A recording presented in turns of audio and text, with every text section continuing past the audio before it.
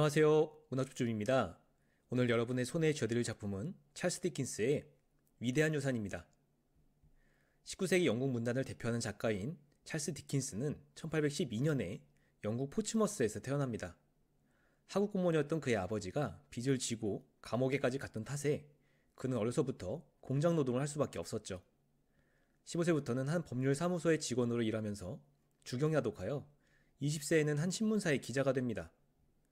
그리고 그는 얼마 후에 소설을 집필하기 시작하죠. 소설가로서 그는 승승장구를 거듭하여 당대에 이미 대단한 인기를 누린 스타 작가였다고 합니다. 갖가지 사회 이슈에서도 영향력 있는 발언권을 가진 저명 인사이기도 했고요. 그러면서도 평균 2년에 한 편의 장편 소설을 쓰는 다작의 작가이기도 했습니다. 위대한 유산은 1861년에 발표된 찰스 디킨스의 대표작 중 하나입니다. 디킨스는 자신이 편집장으로 있는 1년 내내란 잡지에 이 소설을 연재했는데요. 이 소설이 선풍적인 인기를 끌게 되면서 잡지의 판매 부수마저 급증시킨 대단한 소설입니다. 이 작품은 찰스 디킨스 특유의 해학과 풍자가 잘 녹아들어 있는 그의 걸작임과 동시에 대중성과 예술성, 보편성을 모두 갖췄다는 평가를 받는 작품이기도 하죠. 이 작품의 원제는 Great Expectation인데 위대한 유산보다는 막대한 유산이 더 맞는 번역이라는 의견이 있긴 합니다. 이 막대한 유산을 상속받아 단숨에 인생 역전을 하게 된 한 남자의 이야기를 그리고 있는 작품이죠. 재미도 있으면서 여러가지 생각을 하게 만들고 있어 고전이란 타이틀이 아깝지 않은 소설입니다. 그럼 지금부터 위대한 유산을 함께 읽어보시겠습니다. 이 작품의 주요 등장인물들을 소개하겠습니다. 이 작품의 주인공은 핍이란 이름의 남자입니다. 그는 일찍 부모님을 잃고 나서 나이 차이가 많이 나는 누나와 매형인 대장장이 조 가저리와 함께 궁핍하게 살고 있죠. 핍에게는 고아로 자라난 빌이란 친구가 있고요. 그는 헤비섬이라는 부유한 미혼 여성에게 발탁되어 그녀의 수양딸인 에스텔라와 인연을 맺게 됩니다. 핍에게 유산을 상속해준 사람은 프로비스란 남자고요. 유산 상속 이후에 핍은 후견인 제거스의 도움을 받습니다. 제거스가 핍에게 소개해준 허버트란 남자는 핍의 좋은 친구가 되죠. 이들이 이 작품의 주요 등장인물들입니다. 그럼 이 작품의 주요 줄거리를 소개하겠습니다. 이 작품은 주인공인 핍의 어린 시절부터 시작합니다. 어릴 때 일찍 부모님을 여인 핍은 누나의 집에 얹혀 살고 있죠. 괄괄한 성격의 누나는 핍과 남편 조 가저리를 휘어잡고 삽니다. 핍과 매형 조는 남다른 동지애를 느끼며 나이 차이에도 불구하고 절친한 친구로 지내죠. 어느 날 핍은 집 근처 습지대에 있는 부모의 묘소를 찾았다가 한 불황자를 만나게 되는데요. 그는 발목에 족쇄를 차고 있는 탈옥수였습니다. 그는 어린 핍을 협박하여 족쇄를 끊을 줄칼과 음식물을 가져오게 하는데 두려워진 핍은 그의 말을 들어줍니다. 얼마 후 크리스마스가 되어 조의 친척들이 찾아오는데요. 못된 그들은 어린 핍을 놀리고 핍박하며 즐거워합니다. 만찬 중에 탈옥수를 찾으러 왔다는 군인들이 방문하는데 조와 핍은 그들을 도와 습지대를 안내합니다. 군인들은 마침내 탈옥수를 붙잡는데 그는 알고 보니 얼마 전 핍이 줄칼과 먹을 것을 가져다 준 사람이었습니다. 시간이 흘러 핍은 읍내의 헤비섬이란 부유한 미혼녀의 집에 정기적으로 방문하여 그녀와 놀아주는 아르바이트를 하게 됩니다. 헤비섬은 과거에 약혼한 연인에게서 버림받은 충격으로 나이가 든 지금까지도 웨딩드레스를 입고 생활하는 특이한 여자였죠. 핍은 그곳에서 에스텔라라는 자기 또래의 여자아이를 만나고 그녀에게 호감을 느끼게 되지만 에스텔라는 핍을 괄시합니다. 헤비섬 저택에서의 아르바이트는 곧 종료되고 핍은 매형 조와 도제 계약을 맺고 대장장이가 되기로 합니다. 한편 핍은 가난하지만 열심히 공부하며 살아가는 비디라는 소녀와도 친구 사이였는데요. 핍은 비디에게 이것저것을 배우고 문맹인 조에게도 글자를 가르치면서 살아가게 됩니다. 그러던 어느 날 핍의 누나가 집에 혼자 있다가 괴한의 침입을 받아 둔기로 머리를 가격당하고 건강이 급격히 악화되어 자리보존을 하게 됩니다. 몇 년 후 제거스라는 런던 제1의 변호사가 찾아와 핍이 막대한 유산을 상속받았다는 사실을 알리죠. 그러면서 궁핍했던 핍의 인생은 반전을 맞이합니다. 유산의 상속 조건은 참 특이했는데요. 상속해주는 사람이 누군지 절대 밝히지 말 것과 핍이 신사로서 교육을 받을 것 두 가지였죠. 핍과 주변 사람들은 막연히 헤비섬이 상속의 주인공이라고 보는데 그도 그럴 것이 핍의 주변에는 그럴 만한 사람이 없었기 때문입니다. 아울러 핍은 헤비섬이 자신을 양녀 에스텔라의 짝으로 점 찍은 것이 아닌가 하는 기대를 갖게 되죠. 하루아침에 부유한 상속자가 된 핍은 조의 대장간과 문맹인 조를 왠지 부끄럽게 여기기 시작합니다. 그는 신사교육을 위해 런던으로 떠나가면서 비디에게 조의 교육을 맡기는데요. 런던에 도착한 핍은 후견인이 된 제거스 변호사와 그의 직원인 웨믹의 도움을 받으며 거처를 얻고 핍의 신사교육을 받을 집안으로 헤비섬의 친척인 포켓 집안을 택하는데 거기서 허버트라는 친구를 만나죠. 핍은 자기가 상속받을 막대한 유산을 믿고 호화로운 생활을 하는 한편 허버트의 사업에 필요한 자금을 대주기도 합니다. 핍은 종종 자기 고향을 찾아가긴 하지만 누나의 집은 방문하지 않는 대신에 자기 은인이라 생각되는 헤비섬의 집에 찾아가 그녀와 에스텔라만 보고 돌아오는 생활을 하죠. 사실 에스텔라는 남자에게 버림받은 헤비섬이 남자들에게 복수하기 위해 키운 존재였던 겁니다. 그러다 어느 날 자리보전을 하던 누나는 결국 사망하고 핍은 오랜만에 고향집을 방문하여 장례를 치릅니다. 핍이 런던 생활을 한 지도 몇 년이 흐르고 그는 어느 날 낯선 남자의 방문을 받게 되는데요. 프로비스라는 이름의 그는 과거 핍이 도와준 탈옥수였습니다. 그는 너무나 충격적인 이야기를 하는데요. 자신이 핍에게 유산을 상속한 사람이라는 것이었죠. 자신은 핍에게 고마움을 느껴 호주에서 열심히 일해 돈을 벌고 핍을 신사로 만들기로 결심했다는 겁니다. 그래서 그는 핍을 상속자로 지목한 것이고 신사가 된 그를 보기 위해 위험을 무릅쓰고 돌아왔다는 거죠. 그는 국외 추방령을 받은 상태였기 때문에 영국에 돌아오면 교수형을 받게 되므로 핍은 프로비스를 위해 은신처를 구해주죠. 핍은 제거스와 헤비섬으로부터 프로비스의 이야기가 사실임을 깨닫고 충격을 받으며 막대한 유산의 환상에서 서서히 깨어납니다. 핍은 프로비스의 밀항을 돕기 위해 친구들의 도움을 받아 보트를 타고 템즈강을 따라 바다로 나가지만 경찰이 보트를 타고 나타나 방해를 합니다. 결국 보트는 뒤집혀 프로비스는 경찰에 붙잡히고 말죠. 재판을 기다리던 프로비스는 결국 사망하게 되고 허버트는 사업차 이집트로 가면서 핍에게 언제든지 오라고 합니다. 모든 것을 잃고 홀로 된 핍은 조와 비디의 소중함을 그제서야 깨닫게 되는데요.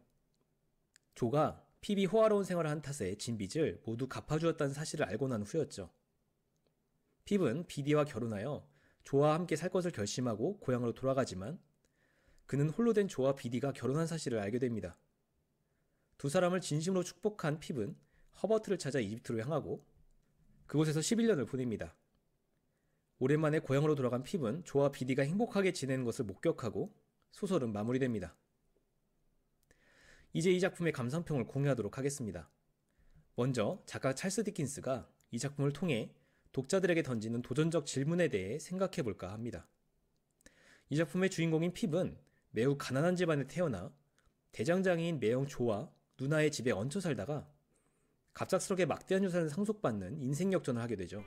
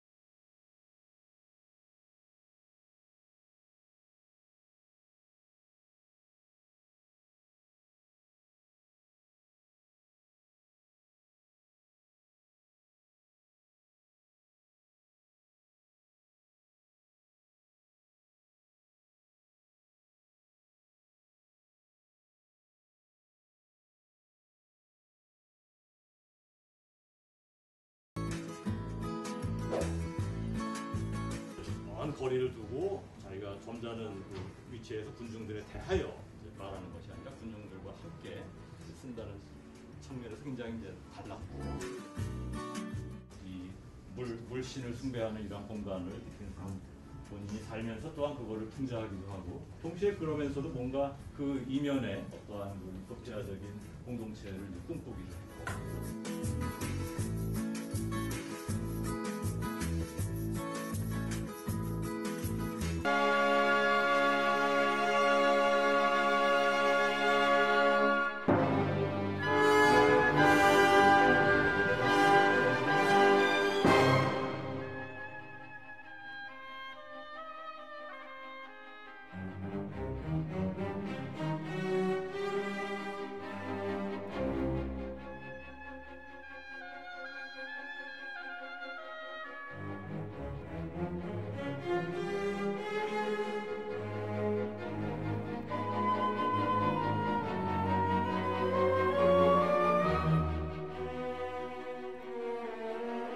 셰익스피어와 함께 영국의 대표적인 소설가로 꼽히는 찰스 디킨스 아시죠? 구두쇠 영감 스크루지와 고아 소년 올리버 등 그의 작품 속 인물들은 우리에게도 잘 알려져 있는데요. 네덜란드의 한 마을에서 이 영국 작가를 기념하는 축제가 열렸다고 합니다. 장혜경 리포터와 함께 가보시죠. 누더기 옷을 입고 얼굴에 검은 칠을 한 소년들이 골목길을 누빕니다. 불우한 환경에서도 순수함을 잃지 않고 행복을 찾아가는 고아 소년 올리버 트위스트입니다. 술에 취한 구두쇠 영감 스크루지도 거리를 어슬렁거립니다. I'm not playing. No, you're not playing. I am Mr. Scrooge. Yeah, since I was born. About 1810, 12. 올해로 24도를 맞은 찰스 디킨스 축제입니다. We hebben hele mooie dames in het groen en in het paars en twee hele mooie mannen in het paars. En ja, nu gaan we eigenlijk nog even een rondje doen langs de kerk en kijken wat we nog meer tegenkomen. 이 축제는 24년 전 디킨스의 소설을 사랑하는 이 지역 주민의 아이디어에서 시작됐습니다. 처음에는 40명의 주민이 소설 속 인물로 분장을 하고 거리에 나섰습니다.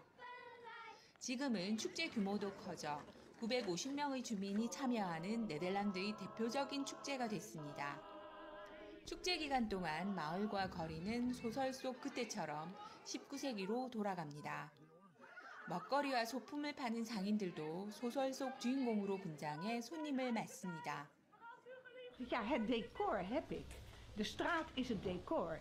En ik dacht, nou, die zondag die wil ik ook nog leuk hebben.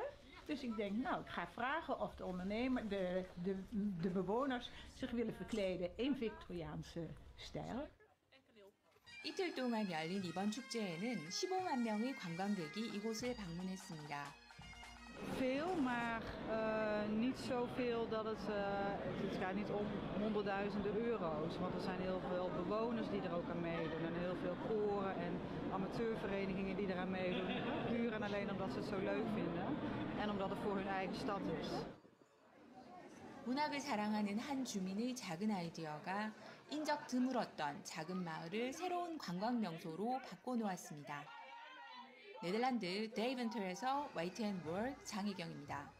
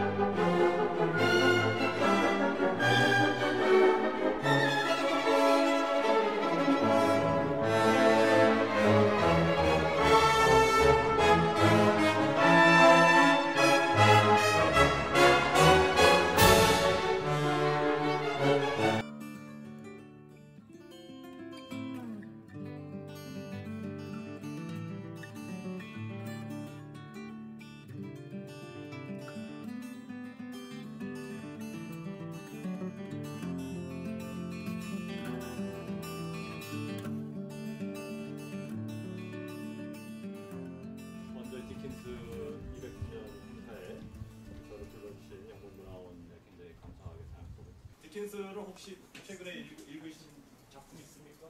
디킨스를 읽으신 분?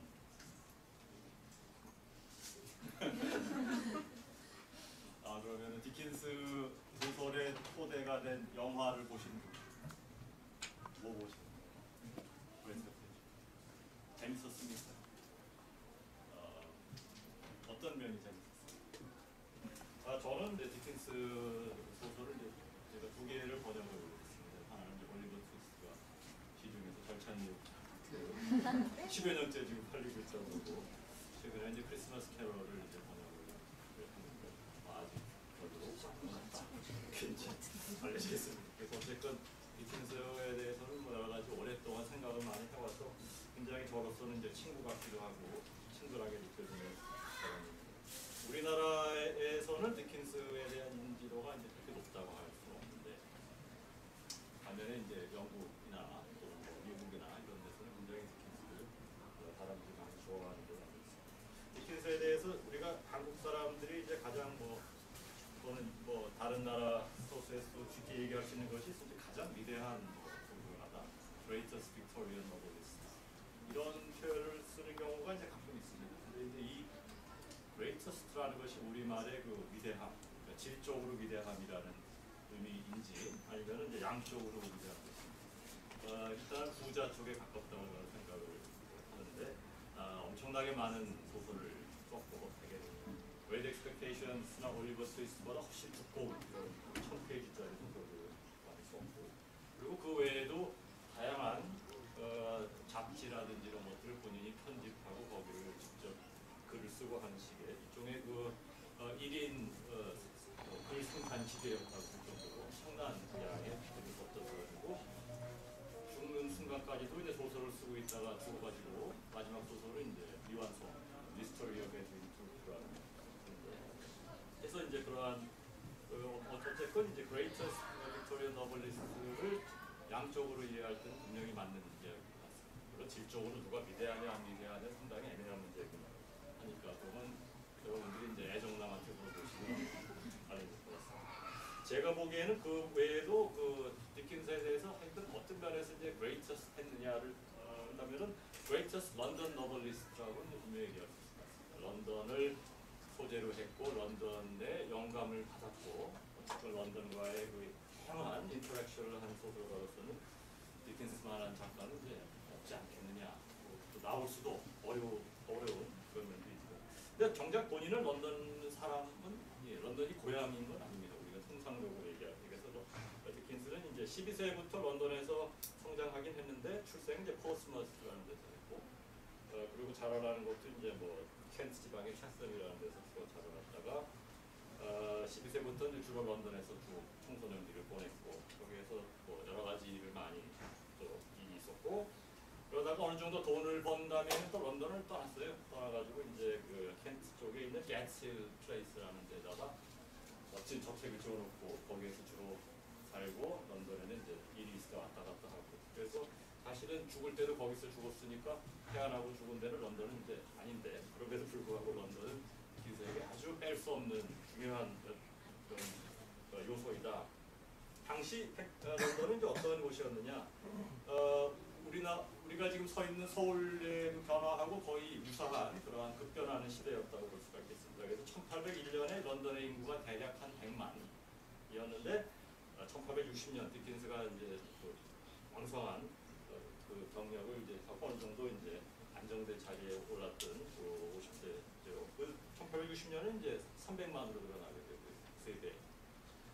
서울 인구 팽창 비율에 비하면 아무것도 아니겠습니다. 어쨌든 당시 기준으로 굉장히 빨리 늘어났고, 그리고 디킨스가 죽은 그 이후에 1901년이 되게 되면은 이제 6,500만으로 이제 늘어나게 됩니다. 그러니까 그러한 인구 팽창 속도가 당시 기준으로서 굉장히 급속한 성장이었고, 이러한 그 인구 팽창을 이제 해결하기 위한 방법 중에 하나가 우리가 늘 이용하는 지하철이었죠. 세계 최초로 지하철이 만들어진 곳이 바로 런던인데 1863년부터 지하철이 만들어져서 오늘도 런던 가보면은 아직까지도 돌아가고 있는 지하철은 되게 망가져 있고 그렇습니다만, 굉장히 오래된 그런 지하철 네트워크죠.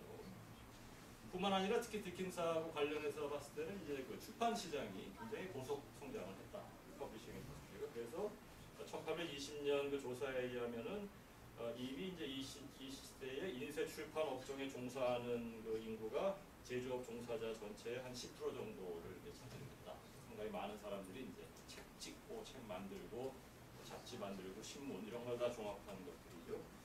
요 출판 인쇄 업종 인구는 1960년대가 되면 2배로 늘어나게 되고 1910년에는 이제 한 10만 명 규모로 엄청나게 늘어나서 이러한 그 출판 시장, 출판의 중심지로서의 런던의 역할은 뭐 그때부터 지금이나 계속 이어지고 있다고 볼 수가 있겠습니다. 그 저작권이 아직까지 확립되지 않은 시절에 저작권에서 굉장히 열심히 캠페인을 했던 적이 있고, 그래서 디킨스가 이제 출판 시장의 획기적인 어떠한 개념을 갖고 들어온 것이 바로 이제 여기에 나오는 것인데, 소설을 이제 뭐 연재를 할 때 여러분들이 흔히 생각하는 건 이제 잡지에 연재를 한다고 생각하겠습니다만, 디킨스는 이렇게 그 분권 책으로 이제 한 권씩 매달 그 책에 자기가 쓰면서 매달 이제 그 얇은 책을 하나씩 찢어갖고 이제 출판을 하게 되죠.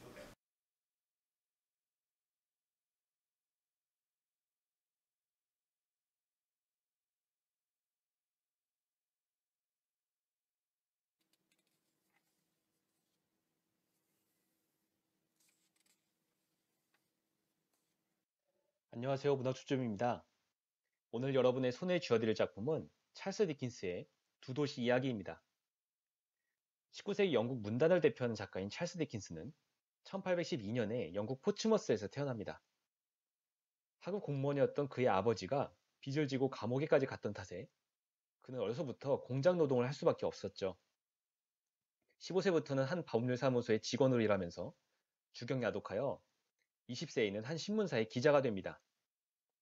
그리고 그는 얼마 후에 소설을 집필하기 시작하죠. 소설가로서 그는 승승장구를 거듭하여 당대에 이미 대단한 인기를 누린 스타 작가였다고 합니다. 갖가지 사회 이슈에서도 영향력 있는 발언권을 가진 저명 인사이기도 했고요.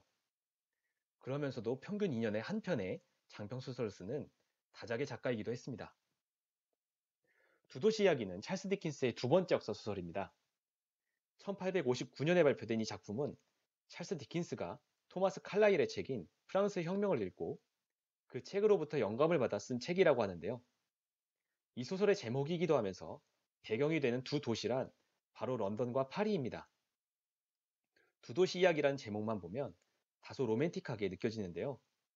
심지어 연애소설 아닌가 하는 생각이 들기도 했습니다. 하지만 막상 책을 읽기 시작하면 제목이 주는 느낌과는 달리 굉장히 묵직한 내용으로 차 있다는 것을 발견하게 되는데요. 이 작품은 1789년 프랑스 대혁명을 배경으로 거대한 역사의 흐름 앞에 선 주인공들의 이야기를 런던과 파리를 넘나들며 그려내고 있습니다. 더불어 프랑스 대혁명을 바라보는 당시 영국인들의 시각을 엿볼 수 있는 작품이기도 합니다. 그럼 지금부터 이 작품을 손에 쥐고 런던과 파리 두 도시 이야기를 읽어보도록 하겠습니다. 이 작품의 주요 등장인물들을 소개하겠습니다.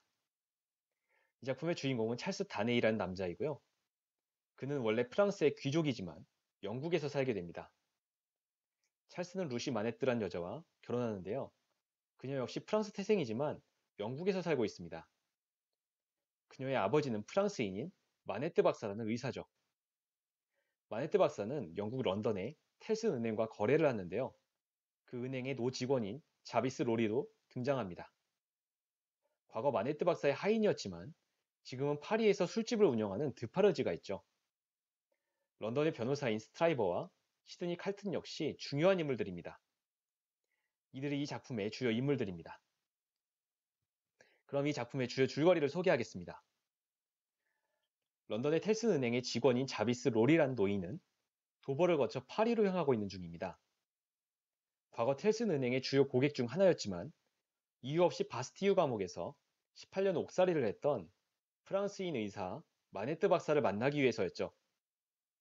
고객과 직원으로 만난 두 사람은 깊은 우정을 맺고 로리는 감옥에 갇힌 마네뜨 박사를 위해 그의 외동딸인 루시를 갓난아기 일 때 가슴에 품고 런던으로 건너온 바 있었습니다. 로리가 파리로 향하던 중 루시가 그를 뒤따라와 아버지를 보기 위해 함께 파리로 가겠다고 청하고 두 사람은 함께 파리로 도착합니다. 그들은 파리에서 술집을 하고 있는 드파르지를 찾아가죠. 그는 바스티유에서 석방된 마네트 박사를 돌보고 있었습니다. 18년 옥살이의 깊은 충격으로 자폐 증세를 보이는 마네트 박사를 데리고 로리와 루시는 런던으로 건너옵니다. 5년이란 시간이 흘러 마네트 박사의 건강은 회복되고 런던에서 딸 루시와 함께 행복하게 살아가는데 그들은 법정으로부터 증인 출석 요구를 받습니다. 찰스 다네이라는 남자가 영국의 국익을 해치는 스파이 혐의를 받아 기소되었는데 5년 전 마네트 박사를 데리고 영국으로 돌아오는 배 안에서 찰스는 루시 일행과 만난 적이 있었기 때문입니다. 당시 찰스는 정상이 아니던 마네트 박사를 도와줬기 때문에 루시는 그에게 호감을 가지고 있어 그를 살리기 위해 증언합니다. 찰스는 결국 뛰어난 변호사인 스트라이버와 시드니 칼튼 덕에 무혐의로 풀려나게 됩니다. 사실 찰스는 프랑스의 귀족인데 서민들을 착취하는 귀족의 삶에 환멸을 느끼고 상속권을 포기한 채 영국으로 건너와 살고 있었던 겁니다. 이 사건으로 찰스는 마네트 박사, 루시 등과 가까워지고 마침내 찰스와 루시는 결혼하여 행복한 삶을 이어나갑니다. 사실 변호사 스트라이버와 칼튼도 그녀에게 호감을 가지고 있었지만 스트라이버는 거절당했고 칼튼은 방탕한 자신이 루시와 어울리지 않는다고 생각해 포기하고 만 것이었죠. 한편 바다 건너 파리에서는 대혁명이 발발합니다. 드파르지는 혁명의 주도 세력 중 하나가 되어 바스티유 감옥을 습격하고 과거에 마네트 박사가 감금되어 있던 방에서 그가 써서 감춰둔 쪽지를 발견하는데요. 이 쪽지가 나중에 중요한 역할을 합니다. 파리에서 시작된 혁명은 프랑스 곳곳으로 번져나가고 찰스의 가문에서 일하던 가벨이란 남자가 귀족들의 부역자로 낙인 찍혀 감옥에 갇히고 맙니다. 그는 찰스에게 편지를 보내 자신을 구해줄 것을 청하죠. 찰스는 고민 끝에 그를 구하러 파리로 향하는데 도중에 조국 프랑스를 버리고 망명한 것이 밝혀져 파리의 한 감옥에 수감되고 맙니다. 사실을 알게 된 마네트와 루시는 파리로 향하고 텔슨은행 파리 지점의 일을 보기 위해 파리로 온 로리와 함께 찰스를 구하기 위해 노력합니다. 찰스의 재판에서 마네트는 자신이 과거 바스티유 감옥에 갇혔던 경력을 활용해 찰스를 무죄방변시키는데요. 바스티유 감옥 출신은 프랑스 민중의 영웅 대접을 받았기 때문이었죠. 하지만 찰스가 귀족 출신인데다 과거 그의 집안이 못된 짓을 저질렀다는 사실이 알려지며 다시 감옥에 갇힙니다. 알고 보니 과거 찰스의 숙부는 자기 영진의 유부녀를 겁탈하려다 그녀와 그 동생을 칼로 찔러 다치게 하고 유명한 의사였던 마네트 박사를 은밀히 불러 치료했지만 결국 죽고 말았던 끔찍한 사건이 있었던 겁니다. 찰스의 숙부는 이 일이 알려져 자기 명예가 실추될까봐 무고히 마네트 박사를 바스티유 감옥에 수감한 것이었죠. 드파르지가 바스티유에서 발견한 마네트의 쪽지에 그런 내용이 써 있었던 겁니다. 이번에 찰스가 꼼짝없이 사형을 당할 수밖에 없는 상황에서 몰래 파리에 들어와 있던 시드니 칼튼이 찰스와 사랑하는 루시를 위해 계책을 내는데요. 자신과 찰스의 이 외모가 비슷하다는 점을 이용해 감옥에 찰스를 기절시키고 스스로 바꿔치기 한 것이죠. 마네트 일행은 찰스를 무사히 구출해서 런던으로 탈출하고 찰스로 가장한 칼튼은 대신 사형을 당하게 됩니다. 이제 이 작품의 감상평을 공유하도록 하겠습니다. 먼저 이 작품에서 드러나는 프랑스 대혁명의 어두운 면을 생각해 보겠습니다.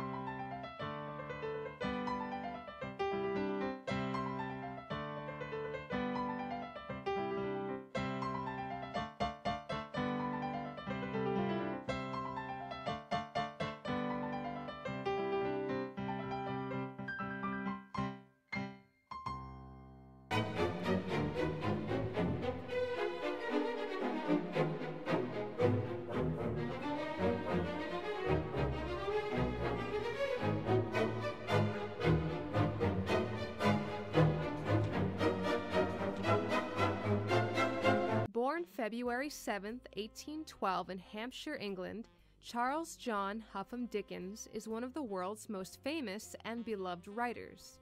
Dickens wrote the well-known classics Oliver Twist, A Christmas Carol, and Great Expectations, among others. But while most people know Charles Dickens, the literary icon, many readers don't know the man behind the manuscripts. Here are 7 curious facts about literary legend Charles Dickens. 1. Dickens always slept facing north because he thought it would help him battle his incessant insomnia. Dickens also wrote while facing north because he felt it would stimulate his creativity. 2. Charles Dickens was almost killed in a train accident. In June of 1865, Dickens was on his way to deliver the latest installment of the novel Our Mutual Friend to his publisher when the train he was riding in derailed. Dickens escaped unharmed. In a unique coincidence, Dickens passed away exactly 5 years to the day after this railway incident. 3. The Oxford English Dictionary credits Dickens for coining several words and phrases in his work. Examples include a buzz, the creeps, flummox, and devil-may-care. 4. Charles Dickens and his wife Catherine had 10 children, and Dickens had a nickname for each child. These nicknames included Chicken Stalker, Lucifer Box, and Skittles. One can only assume how Charles's children earned these imaginative nicknames. 5. Dickens was fascinated with hypnotism and often experimented on his wife, children, and friends. He believed hypnotism could be used to cure physical ailments and anxieties. 6. Some scholars believe Dickens suffered from obsessive-compulsive disorder. People who knew him said Dickens constantly combed his hair, rearranged furniture, and looked at himself in the mirror. 7. Dickens said that his 8th novel, David Copperfield, was his favorite. He also said it was the most biographical. Want to know how writer's relief and self-publishing relief can help you with great writing tips and self-publishing advice? Visit our website by clicking the link in the description below.